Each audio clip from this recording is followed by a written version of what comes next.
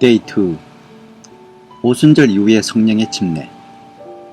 예수께서 승천하시기 전 제자들에게 성령의 침례를 주시겠다고 약속하셨는데, 이는 제자들에게 권능을 입혀 세상에 복음을 전할 수 있게 하기 위함이었습니다.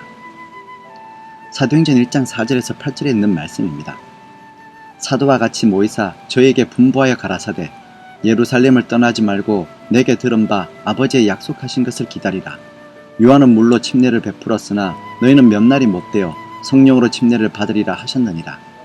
저희가 모였을 때에 예수께서 묻자와 가로되 주께서 이스라엘 나라를 회복하심이 이때니이까 하니, 가라사대 때와 기한은 아버지께서 자기의 권한에 두셨으니 너희 알 바 아니요 오직 성령이 너희에게 임하시면 너희가 권능을 받고 예루살렘과 온 유대와 사마리아와 땅끝까지 이르러 내 증인이 되리라 하시니라. 이 약속은 오순절날 성취되었습니다. 사도행전 2장 1절에서 4절에 있는 말씀입니다.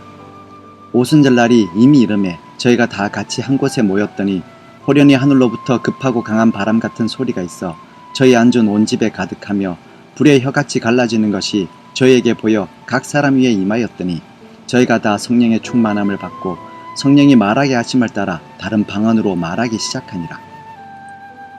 근데 성령의 침례는 오순절날 다락방에 모여있던 제자들만을 위한 것이 아니었습니다. 성령의 침례는 그날 이후 모든 그리스도인들이 경험하도록 주어진 것입니다.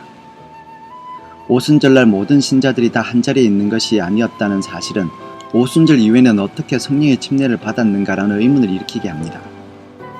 이 의문에 대한 답이 사도행전에서 발견되는데, 베드로의 설교를 듣는 사람에게 성령께서 임하신 사례가 적어도 2번 기록되어 있습니다.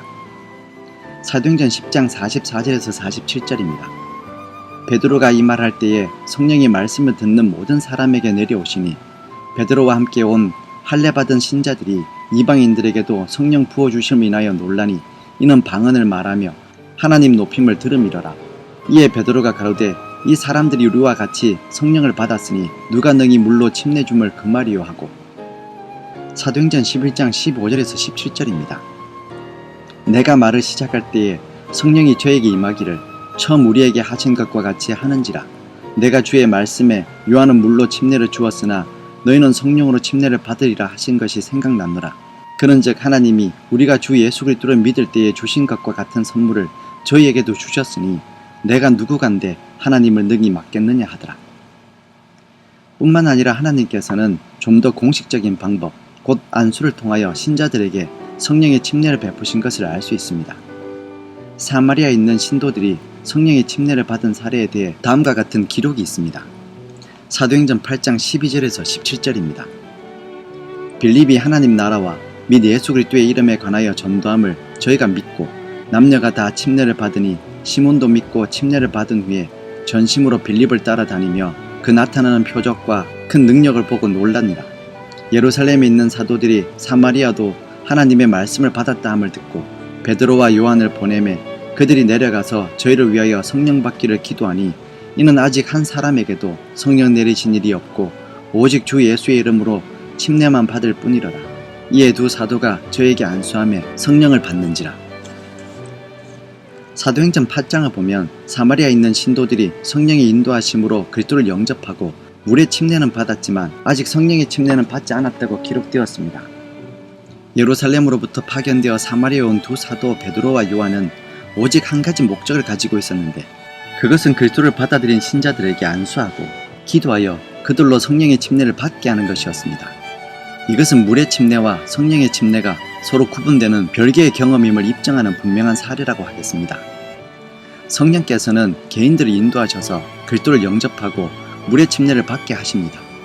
이것은 성령의 사역의 한 가지 국면으로 성령의 침례와는 별개의 사역입니다. 물의 침례를 받은 신자들이 성령의 침례에 관한 진리를 배워 깨닫고 난 다음 별도로 구하여 얻는 경험이 성령의 침례입니다. 후에 사도 바울이 된 사울이 기도와 안수를 통하여 성령의 침례를 경험하는 사례가 사도행전에 기록된 것을 볼 수 있습니다. 사도행전 9장 17절과 18절입니다. 아나니아가 떠나 그 집에 들어가서 그에게 안수하여 가로되 형제 사울아, 주 곧 내가 오는 길에서 나타나시던 예수께서 나를 보내어 너로 다시 보게 하시고 성령으로 충만하게 하신다 하니 즉시 사울의 눈에서 비늘 같은 것이 벗겨져 다시 보게 된지라. 일어나 침례를 받고. 사울의 경우 성령의 침례는 다메섹 노상에서 회심을 경험한 다음에 왔으며 물의 침례 전에 있었습니다. 이와 흡사한 안수 기도의 사례가 사도 바울이 에베소에서 신도들을 만났을 때 일어났습니다. 사도행전 19장 1절에서 7절에 있는 말씀입니다.